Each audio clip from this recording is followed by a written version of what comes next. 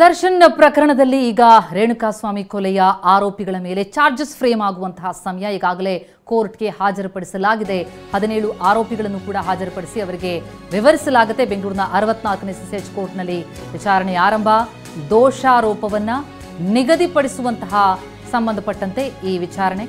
ಕೊಲೆ ಆರೋಪಿ ದರ್ಶನ್ ಮತ್ತವರ ಗ್ಯಾಂಗ್ ವಿರುದ್ಧ ದೋಷಾರೋಪ ಪಟ್ಟಿ ನಿಗದಿಯಾಗಿದೆ.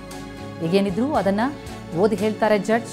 ಅದಾದ ಮೇಲೆ ಅದನ್ನು ಒಪ್ಕೊಳ್ತಾರೋ ನಿರಾಕರಿಸ್ತಾರೋ ಅದರ ಮೇಲೆ ಮುಂದಿನ ಪ್ರಕ್ರಿಯೆಗಳು ಮುಂದುವರ್ಕೊಂಡು ಹೋಗುತ್ತೆ. ಪರಪ್ಪನ ಅಗ್ರಹಾರ ಜೈಲಿನಿಂದ ಕೋರ್ಟ್ಗೆ ಪೊಲೀಸರು ಕರ್ಕೊಂಡು ಬಂದಿದ್ದಾರೆ.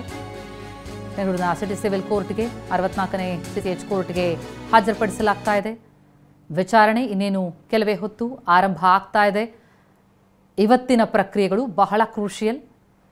ಏನು ದೋಷಾರೋಪ ನಿಗದಿಯಾಗಿದೆ ಅಂತ ಅನ್ನೋದು ಸ್ಪಷ್ಟ ಆಗುತ್ತೆ.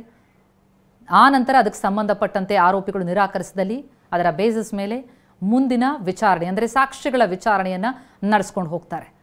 ಈವರೆಗೂ ಕೂಡ ಪೊಲೀಸರು ಸಾಕಷ್ಟು ಸಾಕ್ಷ್ಯಗಳ ವಿಚಾರಣೆ ನಡೆಸಿ ಸಾಕ್ಷ್ಯಗಳ ಸಂಗ್ರಹ ಮಾಡಿದ್ದಾರೆ. 200ಕ್ಕೂ ಹೆಚ್ಚು ಸಾಕ್ಷ್ಯಗಳಿರುವಂಥದ್ದು ಈ ಪ್ರಕರಣದಲ್ಲಿ. ಹಾಗಾಗಿ ಇದು ಸುದೀರ್ಘವಾಗಿ ಸಾಕ್ಷ್ಯಗಳ ವಿಚಾರಣೆ ನಡೆಯುವಂತಹ ಸಾಧ್ಯತೆಗಳೇ ದಟ್ಟವಾಗಿ ಕಂಡು ಬರ್ತಾ ಇದೆ.